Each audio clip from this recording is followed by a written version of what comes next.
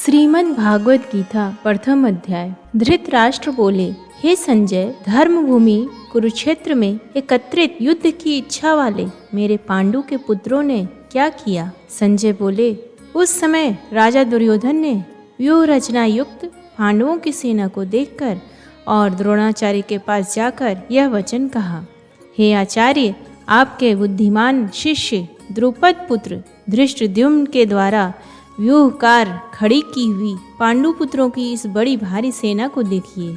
इस सेना में बड़े बड़े धनुषों वाले तथा युद्ध में भीम और अर्जुन के समान सूरवीर, सात्विक और विराट तथा महारथी राजा द्रुपद, धृष्टकेतु और चेकितान तथा बलवान काशीराज पुरुजित, कुंतीभोज और मनुष्यों में श्रेष्ठ शैब्य पराक्रमी युधामन्यु तथा बलवान उत्मौजा, सुभद्रा पुत्र अभिमन्यु और द्रौपदी के पांचों पुत्र, ये सभी महारथी हैं। हे ब्राह्मण श्रेष्ठ, अपने पक्ष में भी जो प्रधान हैं उनको आप समझ लीजिए। आपकी जानकारी के लिए मेरी सेना के जो सेनापति हैं उनको बतलाता हूँ।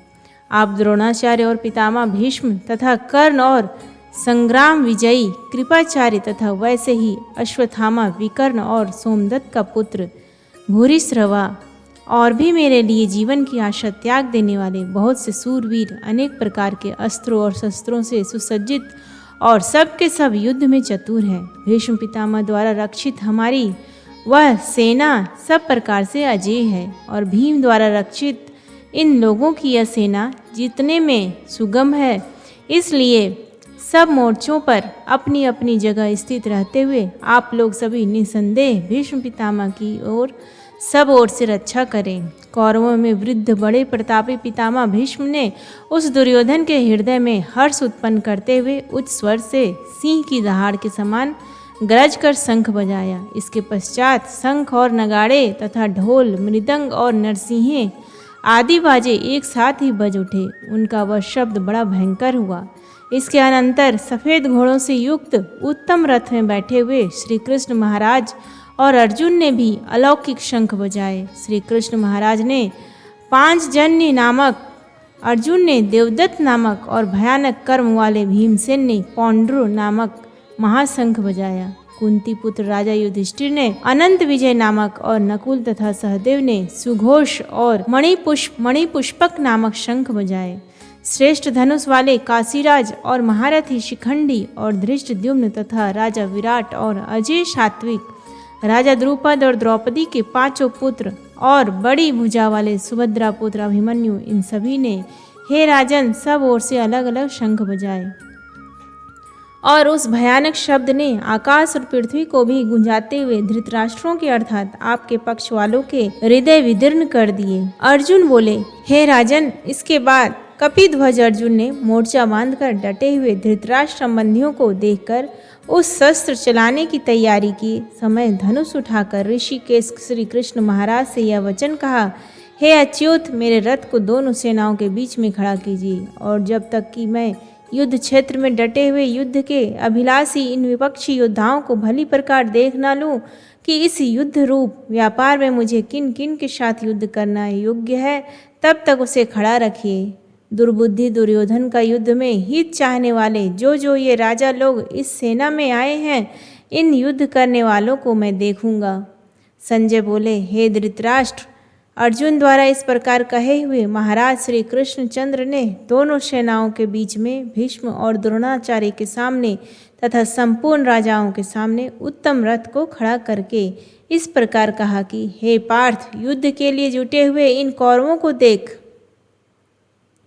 इसके बाद पृथापुत्र अर्जुन ने उन दोनों सेनाओं में स्थित ताऊ चाचों को, दादों परदादों को, गुरुओं को, मामाओं को, भाइयों को, पुत्रों को, पौत्रों को तथा मित्रों को, ससुरों को और सुहृदों को भी देखा। उन उपस्थित संपूर्ण बंधुओं को देखकर वे कुंती पुत्र अर्जुन अत्यंत करुणा से युक्त होकर शोक करते हुए यह वचन बोले। अर्जुन बोले, हे श्री कृष्ण, युद्ध क्षेत्र में डटे हुए युद्ध के अभिलाषी इस सौजन समुदाय को देखकर मेरे अंग शिथिल हुए जा रहे हैं और मुख सूखा जा रहा है तथा मेरे शरीर में कंप और रोमांच हो रहा है।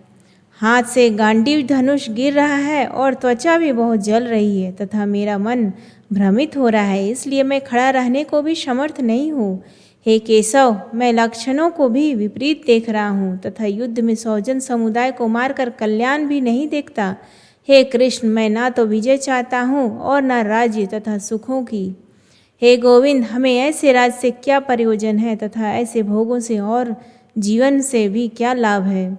हमें जिनके लिए राज्य, भोग और सुखादि अभिष्ट है, वे ही ये सब धन और जीवन की आशा को त्याग कर युद्ध में खड़े हैं। गुरुजन, ताऊ, चाचे, लड़के और उसी प्रकार दादे, मामे, ससुर, पौत्र, साले तथा और भी संबंधी लोग हैं।